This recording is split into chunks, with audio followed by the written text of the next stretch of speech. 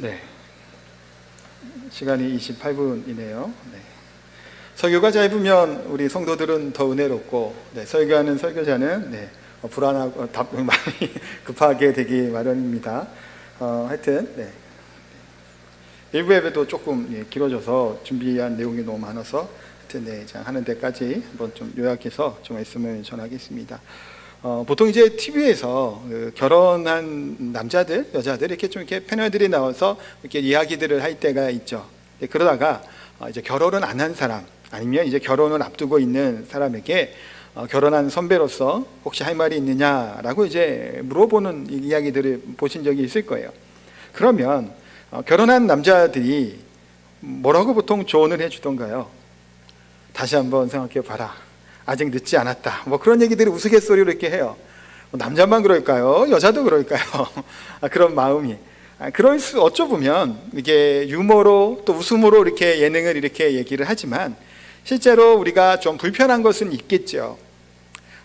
자유롭고 또 이렇게 편안하고 자기 마음대로 결정하고 했던 것을 이제는 결혼하게 되면 이제 연애할 때랑은 다르잖아요. 서로 이제 맞춰야 되는 것이고 또 다른 방식으로 살아가야 됩니다. 혼자 살아가고 혼자 결정했던 것을 이제는 부부가 어떻게 되죠? 같이 결정을 해야 돼요. 결혼했는데도 내 마음대로 중요한 것들 다 내가 알아서 결정하고 내가 다 해서 통보만 예를 들어 혹시 한다 그러면 그러면 큰 문제가 생기고 그렇게 결혼 생활을 할 수는 없겠죠. 그러니까 상대방에 대한 마음도 배려할 수 있는 법도 배워야 되겠고 또 불편하고 하더라도 같이 의사소통을 하고 함께 나가는 것들을 배우는 것이 필요한 것을 우리가 압니다. 근데 이게 신앙생활에만 결혼 생활에만 그런 것이 아니라 신앙생활에도 어떤가요? 동일하게 적용이 되는 겁니다.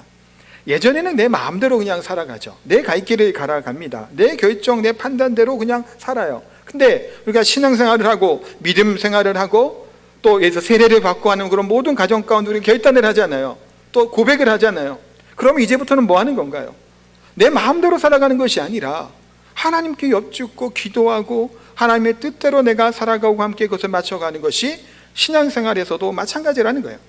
오늘 본문의 말라기는 그와 같은 상황을 가지고 조금 이해하면서 보시면 좋은 성경 본문이 또 오늘 말라기이기도 합니다. 말라기는 구약의 마지막 선지자이고 오늘 성경에도 구약 성경 마지막이 바로 말라기죠. 말라기는 나의 사자라고 하는 이름의 뜻을 가지고 있는 이름의 뜻이 그거예요. 그래서 이제 아마도 이제 그 여러 학자들의 의견들이 있는데 왜 아들 이름은 나의 사자라고 어떻게 지을 수 있냐라는 얘기들 물론 하기도 한다고 해요. 근데 이제 앞으로 하나님의 사자로 쓰임받기를 원하는 마음으로 이제 말라기라고 하는 이름을 지어줬을 것이다 라고 이제 보기도 합니다. 말라기라고 하는 나의 사자라고 하는 이 사자라고 하는 이름의 의미가 뭘까요? 어찌 보면 외교관이라고 해야 될까요? 그런 것처럼 무슨 대사라고도 얘기를 하죠. 그 대표를 성을 띠면서 이제 하는 사람들이 이제 사자라고 얘기를 합니다. 이런 사자들이 전권에 다 행할 수 있을까요? 없을까요? 안 되죠. 그거는 사실은 자기 위에 뭐 대통령이나 왕이나 뭐 있기 때문에 그 허용된 범위 안에서 이런 이제 아마 외교력을 발휘할 수 있을 거예요. 근데 만약에 이것을 벗어나는 요구와 같은 이제 상대방에 들어오면 본인이 그냥 판단해서 결정해버리면 될까요? 아니면 다시 본국에 어디 연락을 할까요? 연락을 해야 되는 거죠. 그래서 이제 거기 지시에 따르게 되는 것을 보게 되는데 나의 사자라고 하는 여기서의 나의 사자는 모든 그 결정과 또 이제 심판할 수 있는 구원할 수 있는 그런 권한을 다 가진 그런 사자를 의미하는 전적인 위임을 받은 자의 모습으로 설명하는 것이 바로 오늘 본문의 나의 사자라고 하는 의미예요. 그러면 말라기가 그런 능력을 가지고 있느냐? 의문이 드시죠. 아니 선지자가 어떻게 그럴 수 있냐? 그런데 이것은 말라기 선지자를 의치하는 게 아니라 선지자 말라기를 통해서 주시는 장차 오실 예수 그리스도를 예표하는 거예요. 예수님은 하나님의 모든 권세와 것들을 위임 받으셔서 하늘과 땅의 모든 자들에게 이제 심판도 하시고 구원도 베푸실 수 있는 능력을 받으신 분이 우리 예수님이시죠. 그런 의미를 가지고 이제 말라기서가 기록되게 되었다라고 보시면 좋습니다. 또 이제 말라기서를 이렇게 말씀을 준비하면서 참고로 이제 쭉 말라기서 볼 거예요. 오늘 1장 1절부터 봤지만 이게 쭉 보일 텐데 참 좋아요, 선지서가. 제가 말라기 보기 전에 그 특세 준비하다가 여러 본문을 이제 막 좀 보다가 특세할 때 요엘서 말씀을 보다가 참 좋아서 그것도 또 하고 싶더라고요, 마음이. 그래서 그런 마음이 막 들었다가 그래도 순서가 이제 말라기를 하려고 이제 원래 계획했던 거여서 이제 말라기를 보는데, 이유 말라기를 선정한 이유 중에 하나는 앞전에 우리가 무슨 성경을 봤죠? 학계를 봤죠. 성전 완공되고. 스가랴 같은 경우가 중간에 나오는데, 스가랴는 제가 작년인가 재작년에 특세할 때 한번 새벽에 쭉 한번 한 적이 있어요. 그래갖고 요거는 건너뛰어도 되겠다 싶어 넘어가고 이제 말라기 말씀을 이제 선정해서 보게 됩니다. 말라기 말씀을 지금 봐야 되는 이유 중에 하나는 지금 현재 우리가 겪고 있는 이와 같은 이 현실에 말라기 말씀이 굉장히 유익하다라는 생각이 들어서 이 말씀을 보려고 합니다. 자, 그러면 이들의 문제가 뭐였을까요? 말라기를 기록하고 있는 이 선지자 시대의 이들은 예배를 드리는데, 그러니까 제사를 드리는데 형식적인 제사를 드리는 거예요. 무성의하고 뭐 그런 외식적인 가식적인 예배를 드리게 되는 겁니다. 여기에 대한 책망에 대한 말씀들이 나오는 거예요. 말라기에는 제물을 드릴 때 제물의 개수를 부족하게 드렸을까요? 아니에요. 예배의 횟수를 줄였을까요? 아니에요.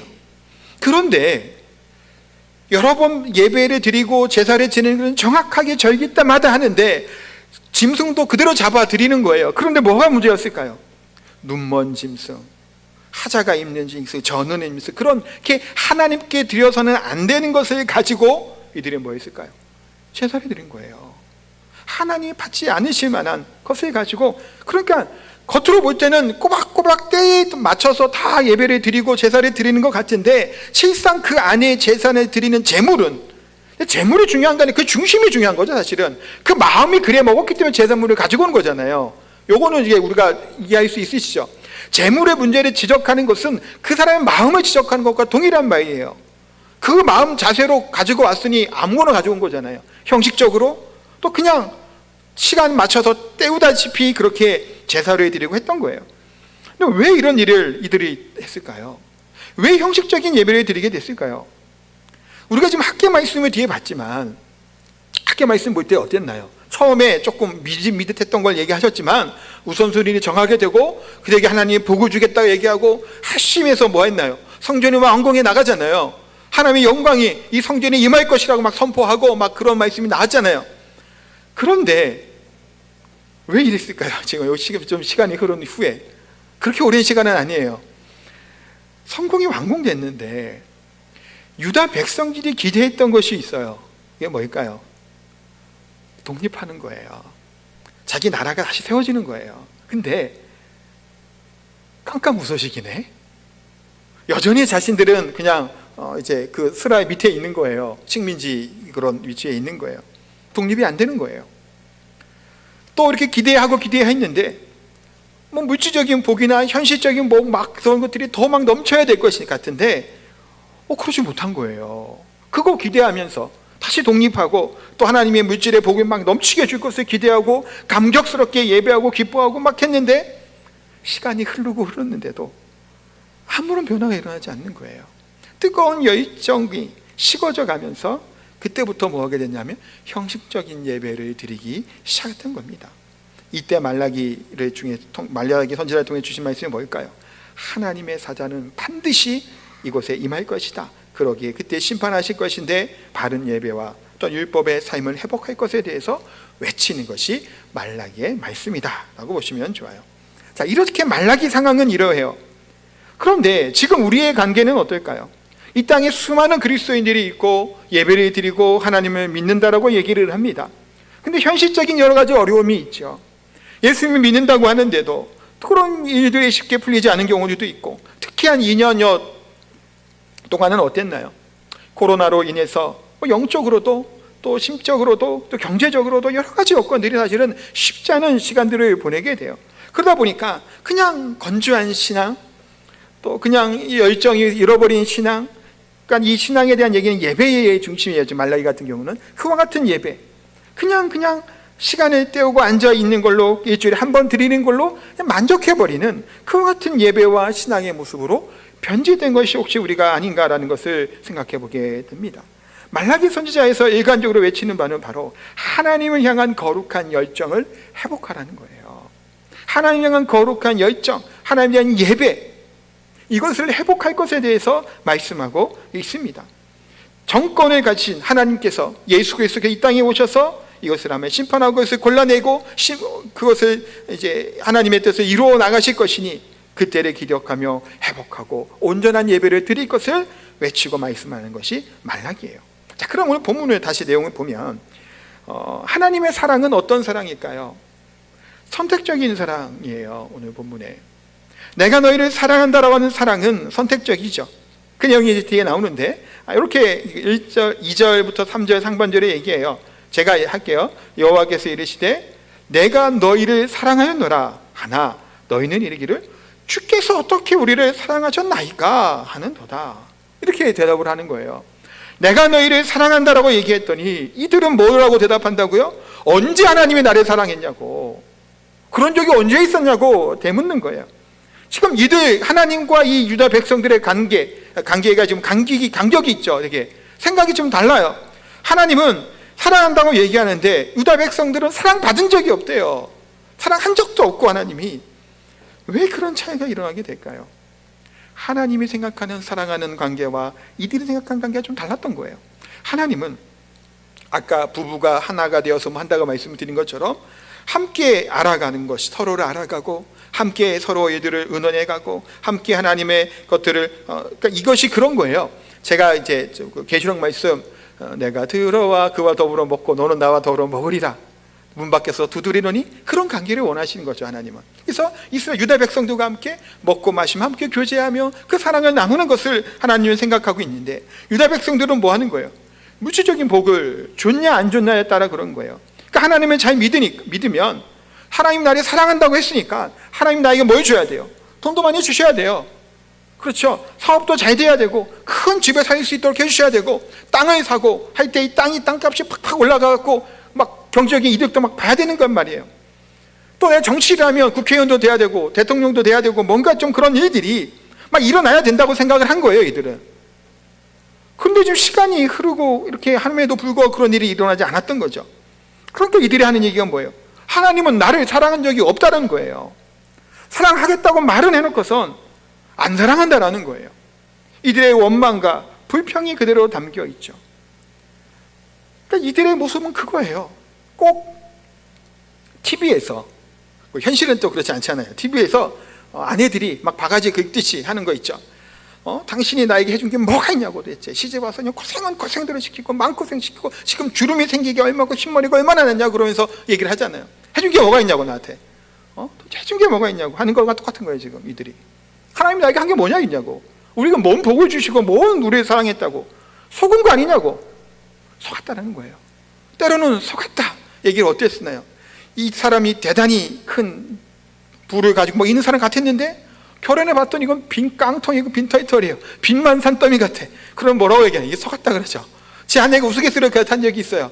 제 아버지 차가 예전에 전도사 때 그 그랜저였거든요. 그냥 차만 그랜저예요. 네. 근데 이제 제가 이제 특별한 어쨌든 가끔 이렇게 무슨 일이 있을 때 차를 타고 한번 교회를 간 적이 있는데 되게 이제 부자인 집으로 알았다는 거예요. 네. 차라리 그랜저, 당시에 그랜저였으니까 그렇다고. 근데 이제 알고 봤더니 이제 뭐 그렇더라. 뭐 그런 얘기 우스갯소리 한 적이 있어요. 그런 것들이 어쩌면 되게 대단한 것 같았고, 되게 뭐 그런 것 같았는데 알고 봤더니 이건 뭐 아무것도 아니에요. 그래서 이들이 어떻게 여긴 거예요? 유다 백성들이 뭐 속았다는 느낌이 드는 거예요. 아니 하나님 나 사랑하신다 그러고 성전 지으라고 해놓고서 성전 짓고 뭐 하고 예배 드렸네. 지금 이게 대체 뭐냐라는 거예요. 지금 불만, 불평, 원망이 쏟아지는 거예요. 지금 이들의 마음 가운데는. 그러니 어쩔 수 없이 강제적으로 그냥 예배는 드려야 되는 예배를 드리는 거예요. 예수님을 믿었는데 우리도 그러잖아요. 더 가난해졌다는 거예요. 왜 그럴까? 왜 더 가난해져야 되냐? 그러니까 하나님의 말씀에 점점 멀어지게 되는 겁니다. 하나님의 말씀하시면 우리가 어느 상황에서도 하나님과 함께 해야 되는데 그렇지 못하는 거예요. 잘 때나 깰 때나 일할 때나 쉴 때나 언제나 하나님과 함께 해야 됨에도 불구하고 그렇게 살지 못하게 된 것이 지금 오늘 말라기에 나오는 이들의 모습이고 어쩌면 우리들의 모습일 수 있다는 겁니다. 근데 보이지 않는 하나님과 어떻게 하면 같이 할 수 있을까요? 방법은 하나죠. 하나님의 말씀을 우리 마음에 품고 살아가는 거예요. 하나님의 말씀을 늘 생각하고 기도하는 것이죠. 말씀만 읽고 기도 안 하면 또 안 돼요. 기도만 하고 말씀 안 해도 안 될 것이고, 매사에 그래서 하나님 주신 말씀 가운데, 우리 기도하는 가운데 하나님 이 일을 어떻게 처리하면 좋을지, 어떤 방법으로 하면 될지를 기도해야 되는 거예요. 그러면서 하나님 주신 말씀에 귀를 기울여야죠. 어떻게 말씀하시나. 또한 예수님이라면 어떻게 하셨을까? 이 상황에서 하나님이라면 무엇을 기뻐하실까? 그것들을 항상 여쭈면서 기도하면서 살아가는 것이 뭔가요? 하나님과 함께하는 삶이죠. 다윗이라고 하는 왕이 실수도 많이 하고 죄도 큰 죄를 졌잖아요. 그럼에도 불구하고 하나님이 다윗은 뭐라고 얘기하죠? 내 마음에 합한 자다, 내 마음에 맞는 사람이라고 왕 중에 왕, 성군으로 표준이 되고 기준이 되는 왕으로 다윗을 세워두신 거예요. 죄를 졌음에도 불구하고. 왜 그럴까요? 항상 하나님께 여쭙기 때문이에요. 내가 왕이지만, 현실에서는 왕이지만 진짜 왕은 하나님이라는 사실을 고백하고 그렇게 살았던 사람이 다윗이기에 다윗이 모델인 거예요. 딱 맞는 왕으로서 그렇게 살아가야 되는. 그것이 다윗이죠. 마찬가지라는 거예요. 우리의 삶 가운데서도 끊임없이 우리가 기도하고 말씀을 가까이 하며 하나님의 주시는 음성에 귀를 기울이고 그렇게 살아가는 것이 하나님과 함께 살아가는 자의 모습이라는 겁니다. 그래서 하나님은 내가 너희를 이렇게 사랑한다는 얘기를, 이 반응에 대해서 언제 하나님 사랑하냐고 얘기했더니 뭐라고 얘기를 뒤에 하시나요? 에서는 야곱의 형이 아니냐. 그런데 내가 야곱을 사랑하고 에서를 미워했다라고 말씀을 하는 겁니다. 에서하고 야곱 둘은 어떤 관계일까요? 이거 정도는 아시겠죠. 형제예요. 형제인데 그것도 쌍둥이 형제입니다. 뭐 금방 이제 서로 태어난 게 거의 같죠. 그런데 하나님은 에서를 미워하고 야곱을 사랑하셨다라고 말씀해요. 언제부터? 태어나기 전부터 이미 야곱을 예정하고 택하셨다고 말씀하는 겁니다. 에서와 야곱 중에 누가 더 나은 사람이기 때문일까요? 에서가 나은 사람이기 때문일까요? 아니 반대죠. 야곱이 나은 사람이기 때문에 야곱을 택한 걸까요? 근데 잘 성경을 보면 그렇지 않아요. 에서도 굉장히 탐욕스럽죠. 욕심도 많고 또 본능에 따라 막 살아가는 사람이었어요. 그러니까 별로 합당하지 않은 사람인 건 분명하죠. 근데 야곱이라고 뭐 대단했냐?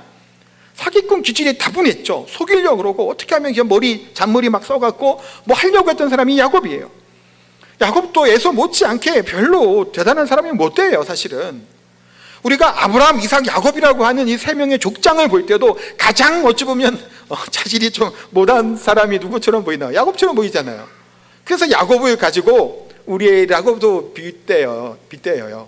그러니까 나그네 같은 인생, 나와 같은 인생. 야곱이 뭐 되게 그런 신앙 없는 믿음 없는 사람은 보이겠지만 그 사람이나 우리나 별바를 법 없다고 얘기하는 사람이 야곱이죠. 근데 하나님은 이런 야곱을 택하신 겁니다. 내가 야곱을 사랑하고 에서를 미워했다라고 말씀해요. 왜 이렇게 하신 걸까요?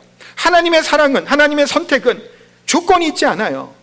우리는 동물을, 강아지를 분양받을 때도 뭘 보나요? 생긴 것도 보고 혈통도 보죠. 뭐 사거나 뭐 할 때도 다. 우리가 입양을 하고 아이를 입양할 때도 그냥 아무나 데리고 오나요? 보통 그러지 않아요. 그래서 보통 예전에 듣기로는 좀 예쁘고 그런 애들이 더 입양이 잘 된다 그래요. 그런 걸 보고 선택을 하게 되는 겁니다. 근데 하나님의 선택에는 세 가지 정도의 중요한 것을 가지고 하나님이 택하신 거예요. 첫 번째는 뭐냐면 택할 가치가 없는 사람을 하나님은 택하셨다라는 거예요. 하나님의 사랑은 가치가 없고 사랑할 이유가 없는 자, 오히려 하나님 편에서는 원수 같은 자라도 하나님은 그들을 택하시는 거예요. 사랑스럽지 않았죠, 야곱도. 그러나 하나님이 그를 택했고 그를 사랑하시고 하나님의 유업을 잊게 하는 하나님의 족장으로 믿음의 사람으로 야곱을 택하셨다는 겁니다. 무조건적인 하나님의 사랑이 바로 하나님의 택함 가운데 나오게 됩니다. 두 번째는 한 번 택한 사람은 부족하고 연약하고 쓰러지고 죄를 짓는다고 할지라도 버리시거나 그냥 싫어서 내쫓아 버리시지 않는다는 거예요. 택함 받았다고, 부르심을 받았다고 악한 본성이 다 사라질까요? 아니잖아요. 누가 알아요? 잘. 내가 잘 알잖아요. 내가 나를. 내가 하나님의 사람이라고 하는데 그렇게 잘 사나요? 아니죠. 우리 안에는 여전히 악함이 있죠. 미움이 있죠. 분노가 있고 여러 가지 악한 감정들이 그대로 여전히 있어요. 옛날 버릇던 그대로 나와요. 예수 믿었다고 하는데 옛버릇이 끊어지지가 않는 거예요. 그런 것이 우리들의 모습이에요. 거역하죠. 야곱 또한 자기의 본성들이 그대로 드러난 적이 여러 번이 있어요. 그럼에도 불구하고 하나님 앞에 회개하고 부족함을 인정하고 나아가면 그런 자들을 절대로 그냥 버리지 않죠. 7번이 아니라 70번씩 7번이라도 용서하시고 받아주시는 분이 하나님의 선택과 하나님의 사랑이에요. 세 번째는 택한 자에게 하나님의 놀라운 비전과 계획을 갖고 계시다라는 거예요. 연약하죠, 부족하죠. 야곱도 그랬고 우리 아브라함도 그랬죠. 믿음의 사람들하고 수많은 사람들이 다 약하고 연약했어요. 부족한 게 많았단 말이에요. 그런 이들을 하나님 어떻게 해가셨나요? 하나님의 뜻한 계획대로 하나님의 사람 세워나가시는 거예요. 부족한데 부족함을 아시고 채워주시는 거예요. 때로는 어려움도 있었죠. 때로는 고난도 있었고 연단이 있었죠. 그러나 그렇게 하나님이 세워가셔서 결국에는 뭐 하는 거예요? 모세가 모세와 같은 사람으로 만들어주시고 아브라함의 믿음에 이삭을 드리기까지 하는 믿음의 고백을 할 수 있고 믿음의 결단을 할 수 있게 해준 것이고, 이삭이 그 번제단 앞에 몸을 뉘어서 죽음을 각오했던 그 믿음을 갖게 하시는 거고, 야곱이 마지막 죽는 나이 들어서 요셉에 살았다는 소식을 들었음에도 불구하고 야곱이 선뜻 자기 의사와 마음대로 애굽으로 내려가지 않고 하나님께 먼저 기도하는 야곱으로 바꾸어 나가시는 거예요. 그게 하나님의 선택과 사랑의 그 모습이죠. 그런데 이런 사랑을 받은 유다 백성들이 생각하는 게 뭐예요? 언제 하나님이 나를 사랑해 주셨냐고 하는 거예요. 왜 사랑한다고 해놓고서 복도 주지 않냐고 원망하고 불평하는 것이 유다 백성들의 모습이었다는 겁니다. 사랑하는 성도 여러분, 우리는 그러면 어떤가요? 유다 백성들과 다를 바가 없죠. 이스라엘 백성과 다를 바가 전혀 없죠. 우리 또한 하나님의 원수된, 또 원수의 자식이죠. 전혀 사랑받을 만한 자격이 없음에도 불구하고 우리를 사랑해 주셨어요. 이 땅에 조선의 복음이 들어오니 그때를 보세요. 우상이 가득했던 땅이고 전혀 그렇게 하나님이 기뻐할 만한 조선 후기를 보세요. 전혀 없잖아요. 그럼에도 불구하고 하나님은 선교사들을 보내시고 그들의 피를 흘리게 하시고 이 땅에 복음의 씨앗을 심어서 지금 우리가 예수님을 높이고 하나님께 경배하며 예배할 수 있는 하나님의 사랑 우리를 불러주셨다는 거예요. 그런데 보시면 우리를 그렇게 불러주셨었는데 우리 말고도 수많은 사람들이 주변에 있잖아요. 죽음을 향해 걸어가고 있고 낭떠러지 향해 걸어가는 그들은 그냥 내버려 두실지언정, 그런데 우리를 뭐 한 거예요? 택하시고 사랑해 주셨다는 거예요. 이게 하나님의 선택적인 하나님의 긍휼의 사랑이에요. 그런 우리가 왜 저 사람이라고 얘기할 수 있는 자격이 없어요. 우리는 왜냐하면 하나님의 사랑에 풍성히 받은 사람이죠. 우리가 하나님을 모를 때도 하나님의 영광을 우리를 통해 바뀌기를 작정하시고 우리를 택하시고 우리를 불러주신 거예요. 그래서 우리에게 좋은 것을 주시든 나쁜 것을 주시든 우리가 해야 될 것은 뭔가요? 감사와 찬양밖에 없다는 겁니다. 그러니까 욥이 고백하는 거예요. 주신 자도 여호와시오 취하신 자도 여호와시니 여호와의 이름에 찬송을 받을지어다. 하나님이 모든 것을 하시고 우리를 사랑해 주셨음을 감사하는 거예요. 그런데도 그런 사랑을 받은 우리 또한 하나님의 말씀과는 정반대되는 대로 살아가잖아요. 내 생각과 내 뜻대로 교만하여지고 내 의를 내세우는 자로의 모습으로 살아갈 때가 얼마나 많은가요? 여전히 정욕에 따라 살아가고 여전히 타락의 삶을 살아가게 됩니다. 이런 모습을 하나님은 다 아심에도 불구하고 하나님은 또 어떻게 하세요? 오래 참으시죠. 오래 참으세요. 바로 치면 금방 죽을 사람은 스탈 거예요. 근데 하나님은 오래 참으시죠. 기다리시는 거예요. 긍휼을 베풀어 주시는 거예요. 하나님의 은혜와 사랑이 거기한테 나타나죠. 그게 우리에게 가장 경계해야 될 것이 뭘까요? 교만이에요. 오늘 새벽에 이제 바리새인들의 교만에 대한 본문을 좀 봤는데, 마태복음 자신들의 의로움을 드러내고 자신들에게 율법의 경건의 시작은 훌륭하였으나 그것이 의로움으로 거칠어로 드러나게 되는 것을 예수님이 책망하는 것을 봅니다. 우리가 하나님 앞에 신앙생활을 할 때 잘하고 있는 것들 잘 하셔야 돼요, 계속. 그런데 이 잘하고 있는 것이 우리가 예배드리는 모습이, 우리가 뭐 기도하는 모습이, 말씀 읽는 모습이, 우리가 헌금을 드리는 모습이, 봉사하는 모습들이 나의 의가 되어서 그것이 하나님 앞에 교만한 자의 모습으로 서서는 안 된다는 겁니다. 항상 하나님 앞에 우리는 어떻게 살아가야 될까요? 겸손하게 살아가고 하나님과 함께 동행하는 삶, 그 삶에 우리 가운데 살아가게 될 것을 하나님은 말씀하고 계십니다. 두 번째는 에서와 야곱의 차이에 대해서 말씀을 하죠. 시간이 없으니까 이제 쭉 건너뛸게 설명을 해드릴게요. 에서를 미워하여 황폐하게 하였고 산업을 광야의 이리들이 넘게 하였다.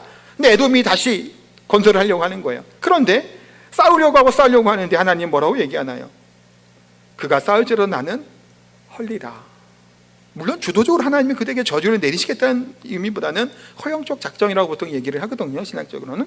근데 그런 것처럼 그냥 그 악한 대로 내버려 두시고 망하게 하신다는 거예요. 에서와 야곱, 그 두 자손들의 큰 차이점 중에 하나가 뭘까요? 에돔 같은 경우는 어찌 보면 유다보다 더 잘 자랐어요. 처음에 에서가 이제 부모를 떠나서 기반에 닦을 때도 본인이 능력이 힘이 있었거든요. 자질도 좋았고, 당시에 고대 시대에 사냥에도 능했고, 그러니까 사람들을 모아서 자기 것들이 이제 세력들을 먼저 만든 것이 에서예요. 에돔이 먼저 만들었죠. 그에 비해서 야곱이나 것들은 뭐 피난가 있고 뭐 이게 제대로 변변치 못했단 말이에요. 처음 시작도 망하는 것도 유다가 먼저 망합니다. 근데 오늘 본문에 있는 이 시기에 회복되고 돌아온 것도 에돔이 먼저 재건을 한 것 같아요. 그러니 세상적으로 볼 때는 에돔이 뭐 한 거예요? 또 성공한 것처럼 보인단 말이에요. 더 잘 나가는 것처럼 보여요. 근데 하나님 뭐라고 얘기하시나요? 그 지역을 악한 지역이라고 하고 나는 헐리라고 말씀하는 겁니다. 그래 보이고 그래 대단해 보이지라도 하나님은 그들을 인정하고 받아들이지 않는다라는 거예요. 근데 유다의 좋은 점은, 이렇게 긍정적인 것은 뭘까요? 그러면 지금은 보잘것 없을지라도 성령이 임하시기만 하면, 부르짖고 하나님께 나아가기만 하면 하나님의 긍휼과 구원을 받는 백성이 될 것에 대해서 말씀하고 있죠. 실제로 에돔은 당시에 새로 이제 뭔가 세력을 하려고 애썼다가 말라기 시대 이후에 완전히 망해서 지금은 흔적도 없습니다. 근데 반대로 보세요. 유다는 지금 있나요? 없나요? 있죠. 유다인이잖아요. 유다 사람이라고 해서 유대인인 거예요. 유태인이라고도 얘기하는. 지금도 있죠. 이들은 막 수많은 이 팔레스틴 지역에 수많은 족속들이, 민족들이 있었어요. 그들이 다 지금 뭐 하고 있을까요?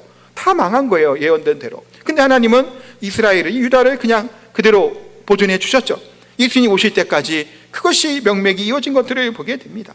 하나님의 사람들은 하나님의 앞에 경건하게 다시금 부르짖고 서게 때 하나님이 그들에게 말할 수 없는 은혜와 부흥을 허락해 주신다고 분명히 말씀해요. 지금 교회가 조금 연약하고 부족하고 힘듦이 있을지라도 그럼에도 불구하고 우리가 전심으로 하나님께 다시금 돌이키고 나아가서 하나님께 회개하고 나아가면 하나님의 은혜를 부어주시고 능력의 그 영을 부어주실 때 다시금 세상을 바꿔주신 놀라운 기적의 공동체가 우리 교회를 통해 일어나게 될 줄 믿습니다. 그것이 다른 점이에요. 에서와 또한 야곱이 비슷한 것 같지만, 오히려 그들이 더 성공한 것 같지만, 그것이 하나님이 바람만 불어도 다 날아가죠. 그래서 하나님은 온 땅을 통치하신 하나님이라는 사실 꼭 기억하시기 바랍니다. 온 나라의 흥망성쇠가 자신의 힘에 있는 것 같으나 그러나 그렇지 않죠. 하나님의 주권 가운데 이것이 다 일어나게 되는 것을 보게 됩니다. 느부갓네살 왕을 하나님은 사용하셨죠. 그래서 하나님의 심판의 도구로 쓰시고, 또 교만했던 느부갓네살을 짐승처럼 몇 년 동안 이렇게 살게 했죠. 풀 뜯어먹고 정신 그 문제가 생기게. 그 느부갓네살 왕이 나중에 어떻게 해요? 하나님을 찬양해요. 영광을 돌리죠. 또 페르시아가 패권을 잡을 때도 바벨론의 재상이었던 다니엘을 그 다음으로 계속 받아주죠. 왜 그랬을까요? 다 그것을 고백을 하는 거예요. 그 왕들이. 나중에 이제 고레스 왕도 칙령을 내려서 성전을 건축하게 하죠. 무엇을 의미하고나요? 하나님은 유다 요 지역에 있는 하나님만이 아니라 온 우주를 창조하시고 다스리시는 하나님이에요. 때로는 느부갓네살도 쓰시는 거고, 다리오든 고레스든 뭐 헬라 알렉산더든 그 사람들이 다 사용하셔서 하나님의 일들을 이뤄나가시는 분이 우리 하나님의 사실에 대해서 분명히 말씀하고 있습니다. 그러기에 저와 우리 성도님들도 하나님 앞에 우리가 내가 내 힘으로 내 능력으로 무엇인가를 이루기 위해서 달려가는 것보다 하나님께서 모든 이것을 이뤄나가실 분이라는 사실을 우리가 인정하고 고백하며 온 세계를 통해 하나님께 영광 올려드리며 내 힘과 내 머리가 아닌 하나님께 여쭙고 하나님께 기도함으로 하나님께 온전히 합한 자의 모습으로 살아가는 우리들이 되기를 소망합니다. 우리가 하나님 앞에 때로는 하나님을 오해할 수 있죠. 신앙생활 했더니 믿음으로 살려고 하니 더 괴롭고 힘들다. 뭘 자꾸 하나님은 지키라고 그러고 이렇게 하라고 그러고 저렇게 하라고 하시냐. 그게 되게 고단할 수 있어요. 피곤할 수 있고 지칠 수 있어요. 그러나 우리 하나님은 그냥 의분만 단속해야 될 그런 분이 아니라, 하나님 뭘 요구하셨죠? 계시록에 문 밖에 서서 두드리노니 말씀하셨죠. 문을 열으라고. 우리 하나님은 우리와 함께 먹고 마시며 우리와 함께 교제하기 원하시고 우리를 통해 하나님의 일들이 일어나시는 길을 원하시는 우리 하나님이라고 분명히 말씀하고 있습니다. 이 하나님 우리에게 말씀하십니다. 내가 너희를 사랑하노라. 내가 너희를 사랑하노라. 이 놀라운 하나님의 이 고백이죠. 사실은 얼마나 사랑한지를 말씀하시는 이 고백. 내가 너를 택하였다. 내가 너를 구속하였다라는 거예요. 에서를 미워하고 내가 너를 이만큼 사랑한다고 말씀하는 겁니다. 보잘것없고 능력이 없고 아무런 조건이 없는 너를 내가 사랑한다라고 말씀하며 우리와 함께 너희와 함께 먹고 마시며 함께 하기를 원한다라고 말씀하시는 하나님의 이런 말씀 앞에 우리가 고백하고 우리도 반응하고 하나님을 또 사랑하며 우리가 예배 가운데 온전한 회복이 온전한 예배로 하나님께 기뻐하며 드릴 수 있는 저 우리 성도님 다 되시기를 예수님의 이름으로 축복하고 기도합니다.